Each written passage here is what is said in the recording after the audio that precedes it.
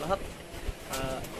Ngayon ay pag-usapan natin ang presyo ng ating kambing, no, na F1, F2, saka F3, saka purebred Anglo-Nubian at saka purebred Adgar registered Anglo-Nubian.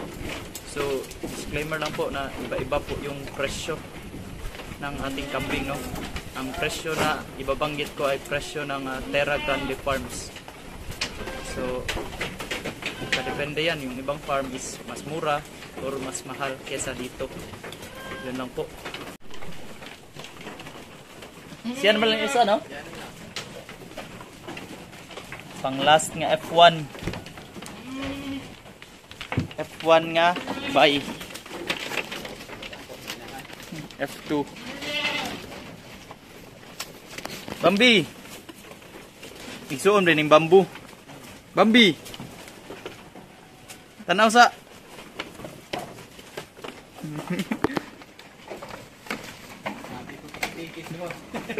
Oh, may tiki-tiki rin.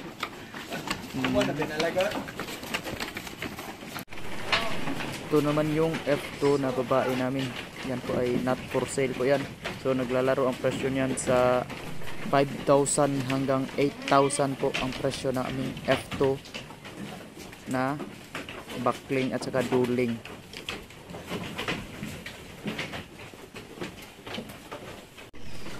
F3 buckling, si Blitz. Blitz. Yan.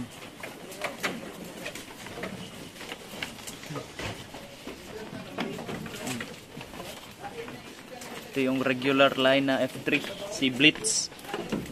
Ano na po ito? Sold now ng ano, naka-reserve 10,000 pesos.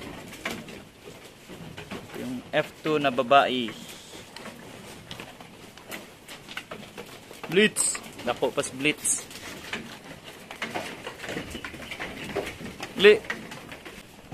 You. Ito naman si Nansyo.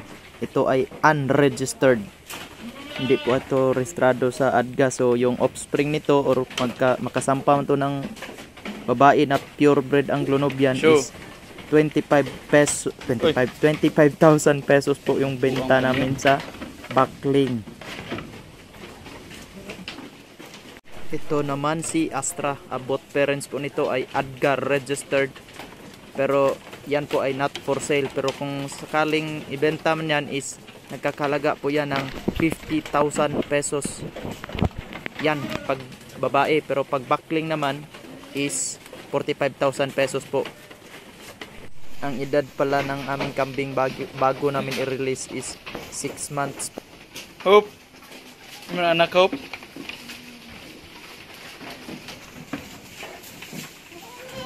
Six months naman din, no? 6 months na. Pag release ka 8 to 10 months yun, no? Kaya guwapon. Sa ngayon wala pa po kaming available na purebred Anglo-Nubian. Ang available po namin ngayon ay mga F2 buckling po at may F3 pero naka-reserve na. Suga din yung hopoy.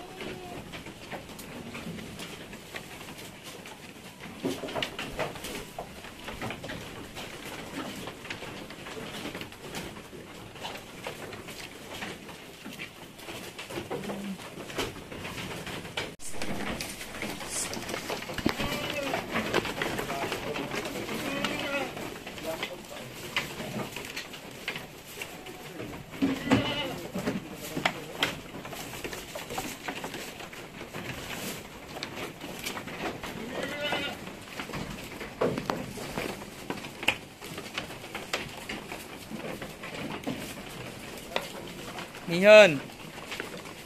Dek.